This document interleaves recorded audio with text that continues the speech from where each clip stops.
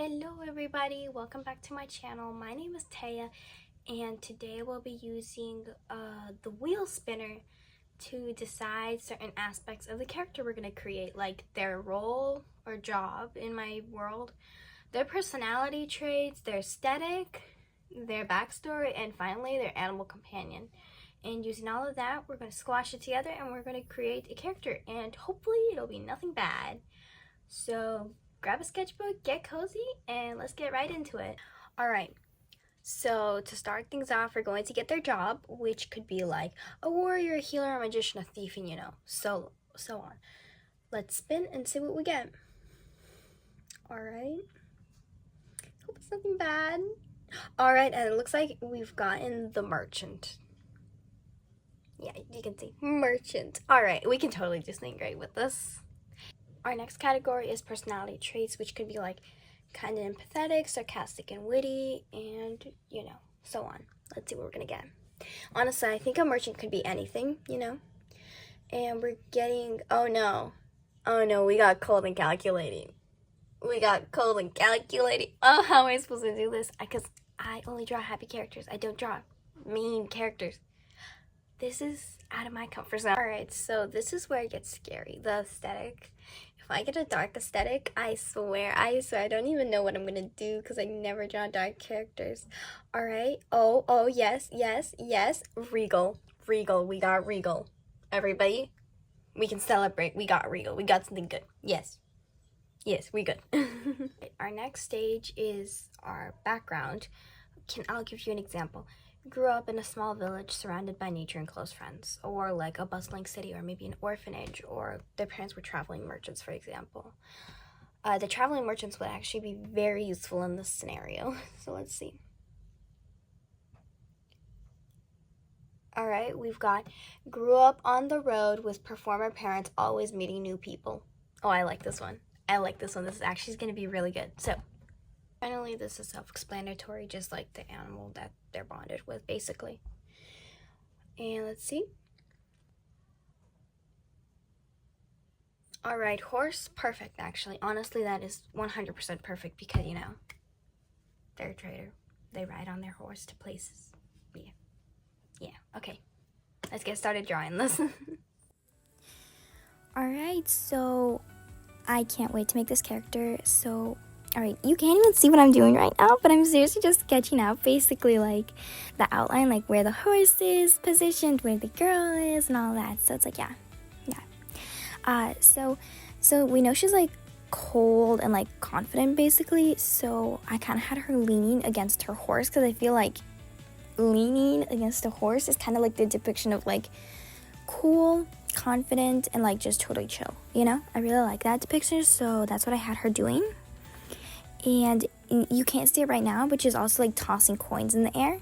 I feel like it gives her kind of like a bit of like a cocky, I guess she looks, but like I don't know, like I think that was a good idea. So yeah.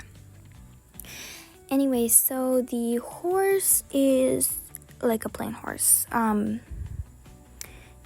I just drew a horse because I don't know, I just drew a horse basically. I didn't think about it. But anyway, let's go into her personality because this is unimportant right now. So her personality is, as we know, like cold, cocky, confident. And since she grew up in like the circus, I was thinking like she did perform in the circus maybe a bit, but like she mostly sold items, right? So she's selling items, and when she's selling stuff, she's understanding like how to sell things to rich people. And her circus, what if it was more of like a circus that traveled to, let's say, the royal palaces or to these very big established like places where she made a lot of connections with rich and like, what's the word? People with a lot of power, like political power and resources. So as she has all of these connections, she was able to use these when she became a merchant, to be a merchant that's actually sought after. She was able to get resources and import them from longer distances, giving her a better stand. she could do better when she's selling because she has more unique merchandise. So I really like that idea of her like learning her skills while she was still in her performing circus era and collecting all these like people who trusted her and like she was in business with them. So, you know, it just made sense that they help her. All right, so now we're actually getting into the drawing. The horse, I just did like some satchels and stuff on the back because that's where she's going to keep her stuff, where she does. And I honestly, like, I feel like she should be selling stuff like maybe like perfumes and like stuff like beauty stuff because she would understand that as a circus people, where as performers they do all this stuff with like perfumes and makeups and stuff. But I also think magical items would be really cool because it's something a lot more of a rare resource. I'm giving her that more of a like sought after unique merchant. Anyway, outfit. At first I was thinking to go with like red, but then I decided that she's a regal aesthetic. And the color that is associated with royal and is even named after royal is royal purple. So I'm going to end up calling her royal purple. But as for the outfit, how did I do this? Well, I decided to go flowy skirts because I suppose I just felt like it. Because I don't really do that a lot. I do like more floof skirts, and I feel like the long boots, it's like giving like she travels a lot and all that. The choker around her neck was just, you know, to add a little bit of like, you know, style. And the corset is because this is set in fantasy, and when I think of fantasy, a lot of like travelers, I always associate them with a corset. So yeah, the puff sleeves was, well, it's a little bit regal. I feel like there's like so many dresses that have like royal, like princess dresses who have puff sleeves. So like puff sleeves was kind of a given. Hair, well, have you noticed that like a lot of like princesses and queens and royal figures put their hair in buns? Yeah, so that's what I kind of did for her. I did more like a side, really loose bun. So yeah, close-up shots. Enjoy.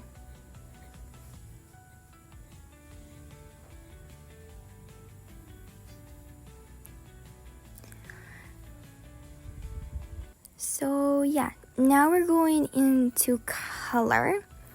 Well, line art and then color. But like, I don't really do much line art.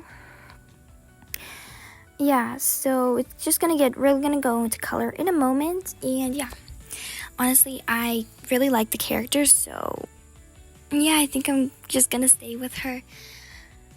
Alright, this is again the same thing. I think I already told you this in one of my other videos, but my sketchbook that I have right now, it's like the color stays darker and then it fades into the light. So like that's why the skin color looks so ugly, and I just have to trust the process.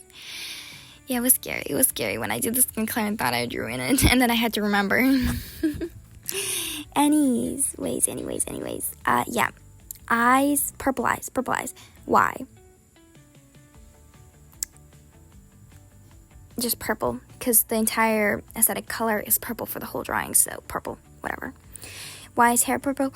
Alright, this is back lining into the performer. So she was performer, right?